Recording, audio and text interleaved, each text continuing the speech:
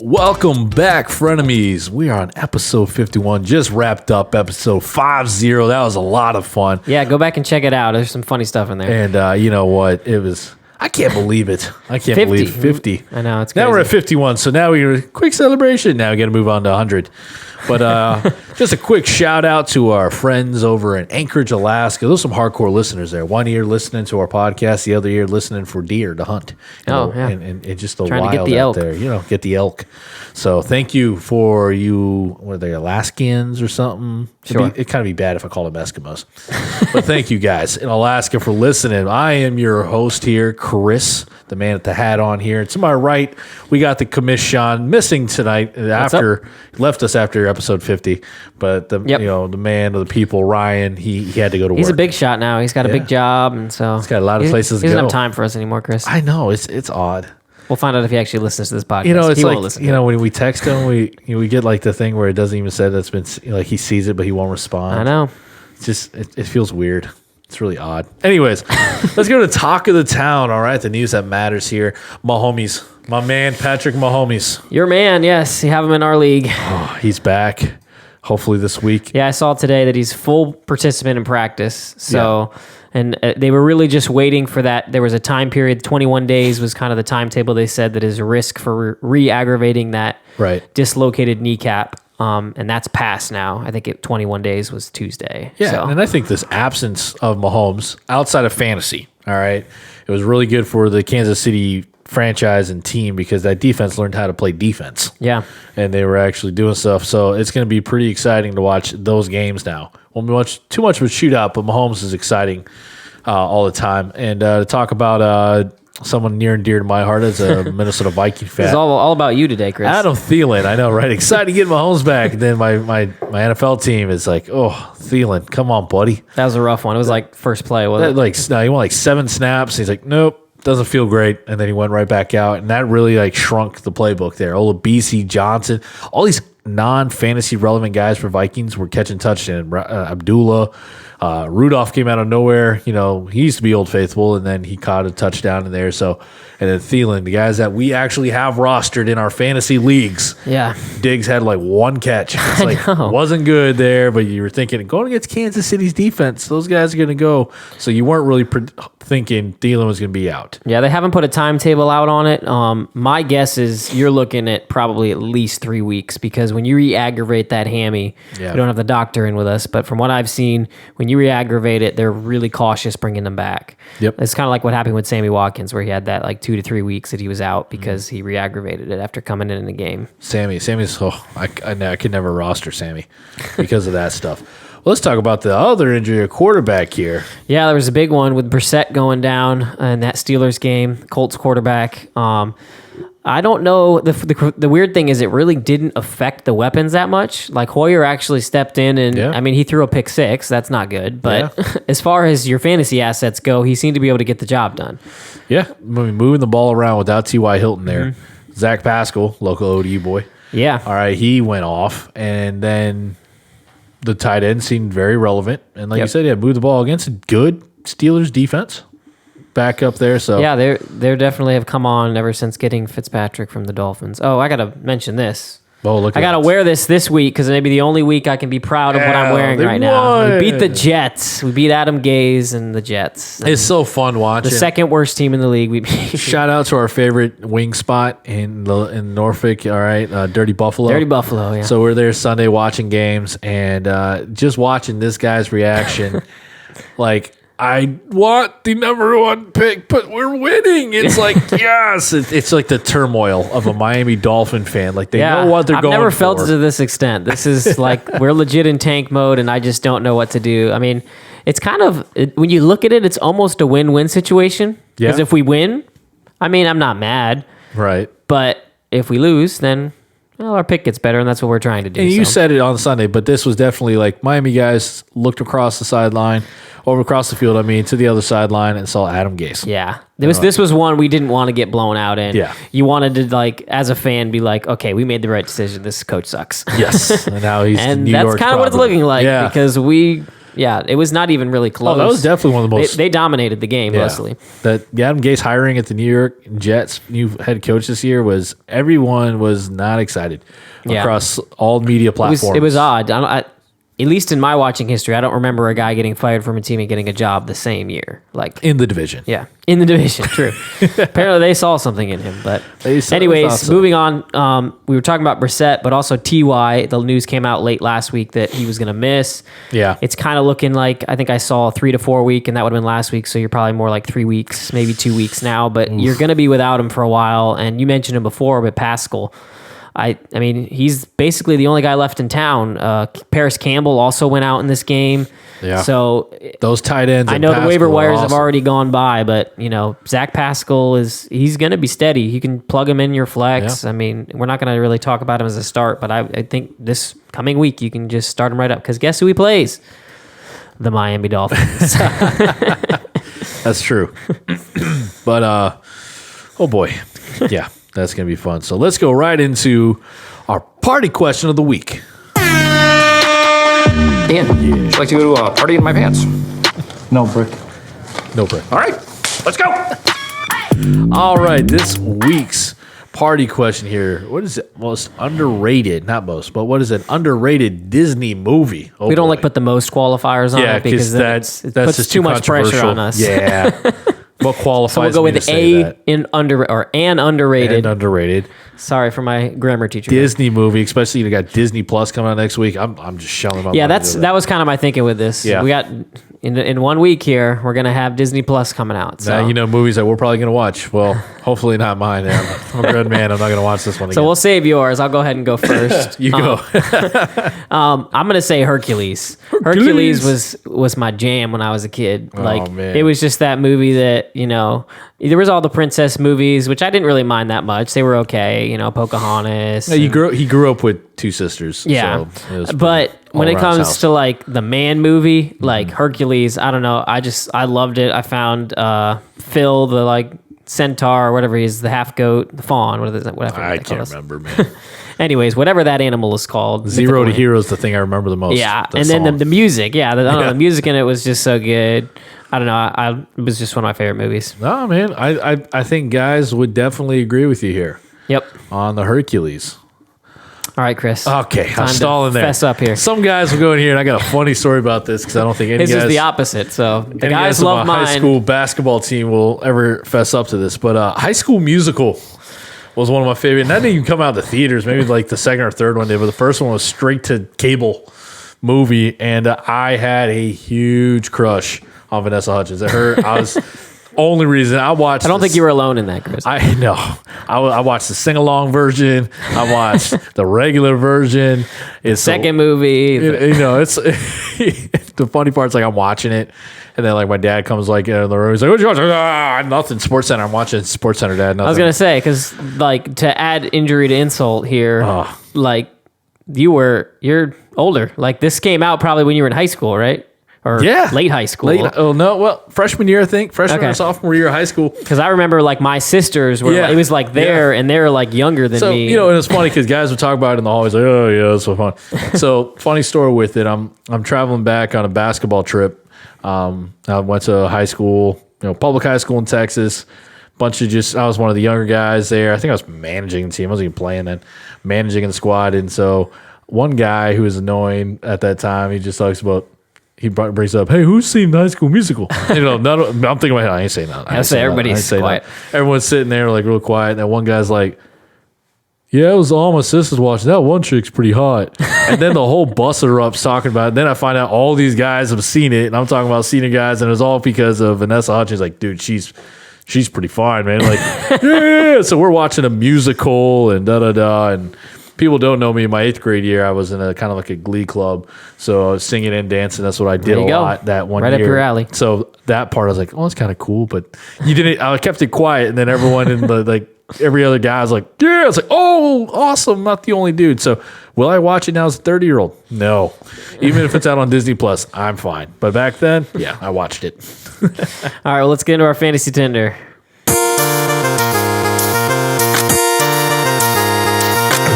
Hey, how you doing? All right. to say it, just like Joey there. But fantasy football Tinder, we're looking on the outside of the top 15 in position rankings, and we're looking at our start and sit. We swipe right, swipe left.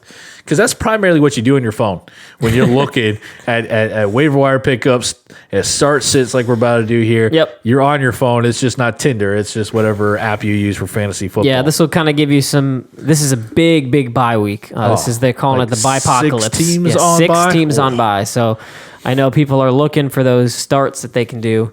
I'll kick us off here with a waiver wire guy in a lot of leagues. Ronald Jones is my start. So I'm going to swipe right on Ronald Jones. He's playing the Arizona Cardinals, who are the worst against fantasy running backs. So that's 1 point in his corner. Yes. Secondly, Bruce Arians came out this week, and he doesn't do this often because he's very, you have to earn it as a rookie. I think he's in his second year. He's not a rookie, but to Bruce Arians, he's new, and he's kind of kept him at bay using Peyton Barber, the old reliable. And this week he came out and said, he's talented. He's earned the right to start. He's earned the right for more touches. And so it's all signs are pointing to that he's going to actually get the work this week. Now, we could be duped. Ronald Jones has been on and off this whole season. If you try to guess when he's going to go off and then you get it wrong and it's hurt your fantasy team. But because of the matchup this week, I think you can pick him straight up off that waiver wire and put him into your starting lineup. I think he could be an RB2 this week. Like, he's going to be a solid play for you. I agree. Totally agree with you there. It's not something you usually think of where you spend fab money on. Yeah. But being named that starter gives you some confidence. And that offense has just been so high powered that, there's just so much touchdown upside. They get, pass interference, they're down on the 1 yard line. They get, get down in there. Touchdown vultures. Run it right in. Get that touchdown. All right. And then my sit this week hits close to home here, but I know why we should not start this guy. I'm going to swipe left and sit Kalen Ballage. I was telling him before we recorded, I looked at it really hard at the waiver wire. Yeah. Just because it's such a bad week. Yep. But yes, tell us why. So Kalen Ballage, like I said, I'm a Dolphins fan, and I've been watching him, and he is not good at football. Not good at running the football. Maybe as a wide receiver. I feel like he would be a better wide receiver than he would be a running back. But he is not good at finding that hole and getting through it. Instead, he just kind of runs to where he thinks it's supposed to be and then runs into the line and falls down. He's very fast. Yeah. He's got some great measurables, but it's not happening with him. There's a reason that, they lost Kenyon Drake. They didn't go to their, third round pick last year in Kalen Ballage. Instead, they went to Mark Walton, who is now suspended. So that's kind of why I'm bringing it up, because a lot of people, like you were considering on the waiver wire, thinking, well, starting running back, I can pick him up. I got bye weeks. I can put him in. I think you can. He's not going to completely kill your team because he will get touches, but I just do not like the matchup against the Colts this week. And honestly, this regime drafted Myles Gaskin, who's been inactive up to this point. And I think, they're in tanking mode. I would not be surprised to see them just say, you know what, we need to find out what we have in this rookie Gaston. And I would be scared to put in Kalen Ballage because there is a real possibility that he doesn't even get the majority of touches this next week. There's no rhyme or reason to a team that's tanking. Exactly. So it's not a safe practice to put Mr. Ballage in your lineup there. Very, very desperate mode there. I agree here. Oh, man. Segue here to the guy I just mentioned. I was swiping right here on Kenyon Drake. Don't kill me now. It is Kenyon Drake. He's not wearing a Dolphin uniform, just in case. Not anymore. All right, not anymore. He's going to be in the mix with David Johnson returning. So if you are a Drake owner, know that David Johnson's fully healthy. Yep. And he'll be splitting carries. He's flex option worthy. When you go into this mega bye week, you're looking at replacing running backs like Phillip Lindsay. All right, Leonard Fournette, Lamar. Well, no, he's gone. Sony Michel. I was looking at rosters like, nope. James White, Jordan Howard. Those guys, and Adrian Peterson, if you have them in a flex, because we're hurting so bad at running backs, he might be an RB2 on some teams. But those are a lot of guys you have to look to replace with a lot of bye weeks. Even with this matchup, all right, it's not a good one when it comes against the run, but Tampa, they use him a lot. I think he can still get you probably 10 touches and maybe a touchdown. Yeah, I mean, this is David Johnson coming back from the injury. You got to think they're not just going to give him this 20-touch workload right off the bat. And he went off against San Francisco. He proved himself. It's a Thursday night. And I'm just a high school football coach, but I would hate it for any coach that has a game plan from a Sunday to a Thursday. Yeah. You just not completely ready. The NFL loves making money, but it's really bad for the product. But I loved how Arizona used him in the passing game. Okay. So that's the thing I like you going against Tampa Bay. All right, well, I'm going to hit this bell here. Go fight mode. Because I am scared to play Kenyon Drake a little bit. Is it because of the Miami Nightmares? It's a little bit. That might be part of it. But Tampa Bay, as you mentioned, has been really good against the run this year. Yeah. So I think that they're going to be down in this game to Tampa Bay. I don't think there's going to be that much running back involvement. David Johnson has said he's 100% healthy and feels really good. So I don't think they're going to hold him back too much. Like I said, they will limit his touches a little bit. But, Yeah. I just am not sure what that split's going to look like, so I'd be a little scared. I kind of wanted to give the listeners a little bit of perspective here and put you on the spot, ask you a few startable options that you might start over Drake or Drake over them. So we'll start with Jamal Williams. So he's coming off of, I think he's had 4 straight games with touchdowns in them. It's a little fluky. And he's going to be going against Carolina, who's not a terrible matchup against the run lately this year. So if you had the choice between Jamal Williams and a half-point PPR and Kenyon Drake, are you starting Jamal or Kenyon? Jamal. Okay. So that kind of shows you it's kind of a flex place. It's definitely not an RB2. 6 teams on a bye. Yeah. Yeah. If you look past this week, and I'm looking at it schedule, it doesn't favor Drake. Playing Tampa Bay's run defense again at San Francisco ain't gonna let it happen twice. Yeah. Going into a bias, so he's not useful there. And then the back end, there's still some decent defenses. All right, well, here's one that you may say start Drake over. So Ty Johnson was picked up by a lot of people, and he's kind of disappointed, but he still is technically their starting running back. Do you think Ty Johnson is a better start this week or Kenyon Drake? And Detroit's going to get Chicago. Correct. Oh, definitely Drake. Yeah. Yeah. Yeah, I would agree with you there. I think you can't trust Johnson. I think they're going to start leaning on McKissick a little more. So, but that kind of gives you guys a perspective on his start there. So what's your sit, Chris? My sit, let's go right back to my notes there. I was like looking at things here. Devonta Freeman against New Orleans. Now, he's got Schaub in at quarterback. He still had a decent week last week with a ton of catches out of the backfield. But the Saints, in some people's rankings, they got him up as like the best team in the NFL. And that defense is doing their part. And I just don't trust Freeman to get you, let's say, above 12 points. Yeah, and Ito Smith's supposed to be coming back off of injury, so he's not going to get all the work to himself. No. And I just don't trust it. Like, he's coming off 2 bad weeks with that, and he's getting, like, the volume, but his carries can't get any yards. So then you got to depend on him getting catches out of the backfield. You don't really plan throwing passes to a running back outside of Christian McCaffrey in most offenses. So he's usually just the outlet guy or a screen guy. So I would say sit Freeman against New Orleans. And again, it will be tough for you to do that because you're in a very big pinch here if you got guys on buys. But if you got some of those, guys that have come on in the last few weeks, like maybe in Ronald Jones, that might be somebody you consider. Yeah, I would consider that over Freeman. Yep. A name we used to love, and it's just inconsistent this year. All right, and then on to wide receiver here. So my start, and I'm going to swipe right. I always lose track of this. I swipe right. We've never been on that dating app, so we have no idea. So it sounded great there. Yeah.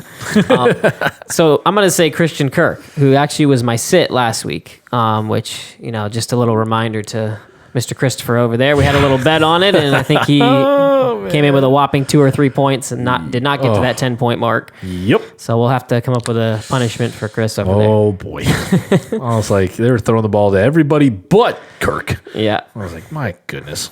So, but this week, I think you can trust him because Tampa Bay, we talked about their rushing defense is actually pretty good. Their passing defense is the worst in the NFL. So there's going to be a lot of points scored in this game. It's going to be a shootout, I believe. It's kind of looks like the Arizona offense with Cliff Kingsbury really got going last week. Yeah. They played that pretty tough San Francisco defense, and they looked pretty good. I think Kyler's kind of starting to get a hang of the NFL here. Yeah. So I just think if you need, a solid wide receiver 2 play this week, Christian Kirk, he is now the wide receiver 1 in that offense. I think he's overtaken Larry Fitzgerald. Yeah. And so you can just start him right up. Yeah, I agree. Obviously, last week I was all on him, and I got him in most of my leagues. And it's just like, hurry up and prove me right. I You know. know, like it's all there for you. Everybody's just do waiting it. for it, and I think this week you're going to get. Yeah. I mean, he's got potential to blow up. Like he could have He himself does. a 20-something point week this week. He's like he's a big receiver that plays like a small receiver when he comes to getting in and out of space, and he can be that possession receiver and also a deep threat with Yep. his speed. It's like, hurry up and link up with Kyler Murray. You're perfect for this offense. All right, and then I'm swiping left on Jarvis Landry. I'm going to sit Jarvis Landry this week. You've probably been sitting him anyways, but in case you had these bye weeks and you are kind of deciding between him and a few guys, I would advise against Jarvis Landry this week. That Browns offense is just, they cannot figure it out. Like They can't. They just look lost. I mean, I don't know if you saw the press conference You know how following. lost it was? I mean, Baker Mayfield had to shave 3 times or twice. He had 3. He looked like a lost, like homeless man I at know. the stand there. It just, you can tell that team has no answers as to why this offense is not working. Yeah. And I don't see that turning around this coming week against Buffalo. They're third ranked against wide receivers. And I just, Jarvis he'll give you that, 5-point baseline because he's going to catch like 3 to 5 balls guaranteed. But I just don't see any upside with this. If you are trying to get into the playoffs and you need some boom stuff, Jarvis Landry is not your guy this week. So No, he's on benches or he's cut because he's probably on a bunch of benches. That's not a better way to say it. He's on a lot of benches right now because people think like we just need one prove it game. yeah, We need one prove it game from homeless detective Baker Mayfield, and the memes were amazing Yeah. on Baker. And why in the world did he go from that mustache? Like that mustache looked horrible. I just, I don't get it. So just His put it into wardrobe. perspective here. I'll kind of test myself here. But like a name that you could have picked up off the waiver wire easily, he may even still be out on the waiver wire, is my boy, who's been terrible for us. But Devontae Parker is actually this year been pretty solid. Yeah. Preston Williams is out. Out with the torn ACL, yeah. So I would definitely start up Devontae Parker over Jarvis Landry. So if you're looking at that option, that's kind of That's the area tough that to say, Yep. but it's true. It's where we're at. Yeah. It's this Browns offense that we all were not me, but most people were excited people. for. It just hasn't worked. It hasn't worked this season. Man, it's crazy. Well, I'm swiping right on Zach Pascal. We talked about him enough here. I think I said we weren't going to talk about him. And I forgot. We are going to talk We about are. him. He was on the waiver for most leagues. I was trying to remember. Over half the leagues out there had Zach Pascal on waivers. Yep. So he's obviously been picked up, probably in 100% of those. So his name has gone through the roof here. But he's going against the Dolphins. Remember, this is my rule: you start anyone against the Dolphins, Yeah. except for the Jets because they just can't do anything right. But Zach Pascal had a great game with 6 targets, 5 catches there, touchdown, like over, 70 yards receiving. So it was 16 points. And again, we're in the 6-team bye week here. He's going to be that much better, even if it's Hoyer or Brissett. That's what I was going to ask you. If it is Hoyer, you're still fine with Pascal. I'm still fine with Pascal there because he's not a deep threat only receiver. Yeah. He's a game plan type receiver. So he's going to get you the possession catches. So he's going to get up. He's going to make good on all of his targets.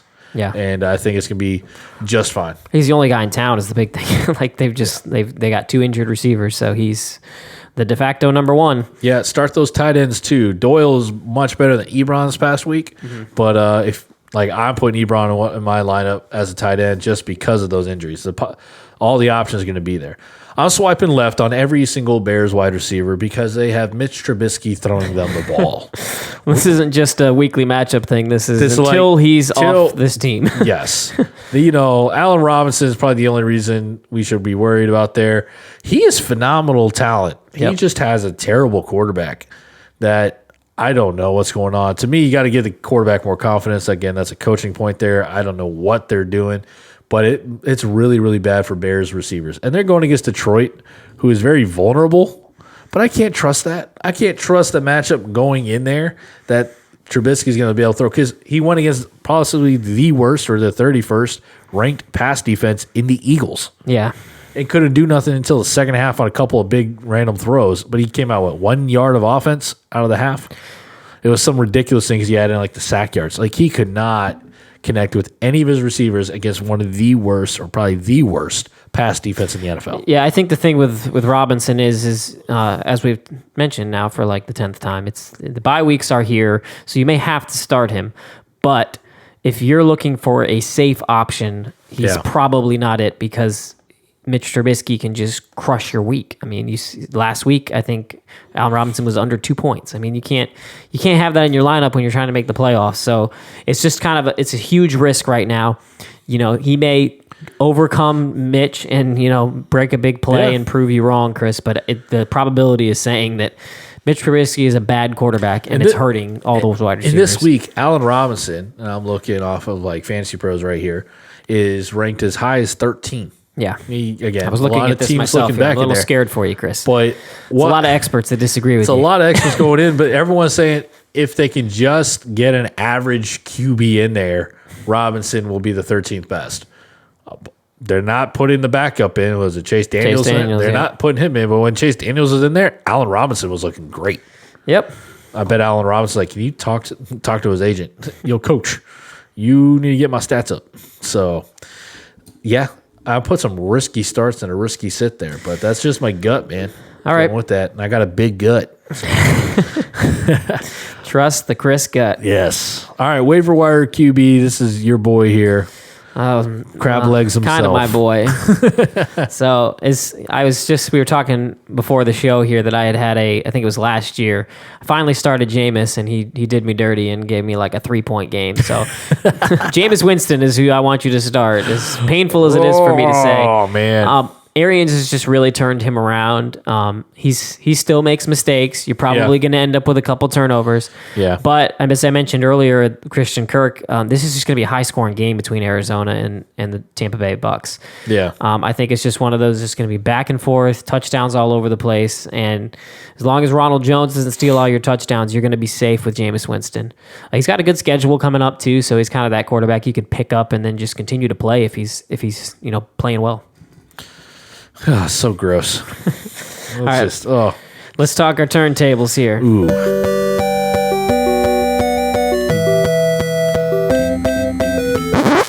Well. How the turntables. All right, so our turntables, again, these are players that we think are going to trending up or trending down. Yep. And this week, Sean, I'll let you go because both of our options are not exactly the best here, but you definitely have the better pick here. I have the better pick. Sammy Watkins. I have a scary pick. Okay. Yes. So Sammy Watkins is who I'm saying it's about to turn on. Okay. It's been rough. So for all of you that have had Sammy, it's painful. I'm that guy. I've had Sammy. He was on my bench week 1 with his 45-point week. Yeah. And since then, he has been just bad. Like, he has not had even close to a great game. But here's the big but, which is Patrick Mahomes is coming back. The targets have been there. It's not like he hasn't been targeted. It's just it has not rolled his way when it comes to the touchdowns. He actually is, over the last 2 weeks with Matt Moore, has actually started to pick it up a little bit. Yeah. And I think that with Mahomes coming back, they're now at the point where they've got to win because they've lost a few games with Mahomes out. They're to the point that if they want a chance at that, first round bye, they're going to have to put together some wins. So Mahomes is going to have to go straight nuclear Mahomes, and I think that Sammy Watkins is going to benefit from that. Teams obviously will key in on the amazing weapon of Tyreek Hill, and so I think that as we get further through these next couple weeks, you're going to really wish you had Sammy Watkins. This is a lot of trade deadlines, so you may be able to get him cheap. Just send him an offer. That I know that, and me personally, I know that the Sammy Watkins owner is just done with him, and so you could probably pick him up and then make that playoff push with a guy that's got Patrick Mahomes throwing him the ball. So Mahomes, future Hall of Famer. The upside is just astronomical when you have that guy throwing, because he can have a 45-point game like he did in week 1. Yeah, no, it's a good pick. Well, mine is Kenyon Drake. We talked about it a little earlier here. Whew, man, I could really change my mind and go either direction here, but I'm gonna stay with trending up but I can really realistically see trending down. But trending up just because of the change of atmosphere, and I really loved the way they used him. I think when he does split carries with David Johnson, he is going to get every single chance to get touches, and he's going to be a trending upward flex option moving forward. Well, I think they've seen now that he is a weapon. Like, that has been made clear to Cliff Kingsbury, and what he's shown is he's playing to his players' strengths. And so, if you've got a guy like this, if you can get him in, tell Miami to do that, like it was. I know it's almost like we could have used him and won games, but we didn't do that. But It's like Drake was being used in traditional roles in Miami, and now he's going into I'm going to be in space, even on his runs, but even like just little things in his passing game. He was in space. And he's just a freak athlete when he's in space. Well, and here's the thing. He's been on the stinky Dolphins, so you think, he stinks. But anytime, Gase did not like to give him the workload. I don't know why. They decided he was not capable of being that, heavy workload. Now, there was times out of necessity when they had to give him the workload. And what did he do? He was an RB1. He was amazing. Yeah. What did he do last week when he had the full workload? An RB1. So all he's done when he's given that full work is prove that he is a great running back. So If he's only given, 10 to 15 touches, I think he'll make the most of it, and it can be kind of that flex guy for you. Well, that's all we got for you this week. I'll mention it again. We had our show 50 back, 5-0. Just the episode before this. There's a funny, I won't even give it away, but Ryan paid off a bet, and it's pretty hilarious. So you should go back and check that out. Yes. Make sure you jump on our socials. Every Sunday morning, we're giving advice. Jump in there, ask lineup questions. We'll see you guys next week. Deuces.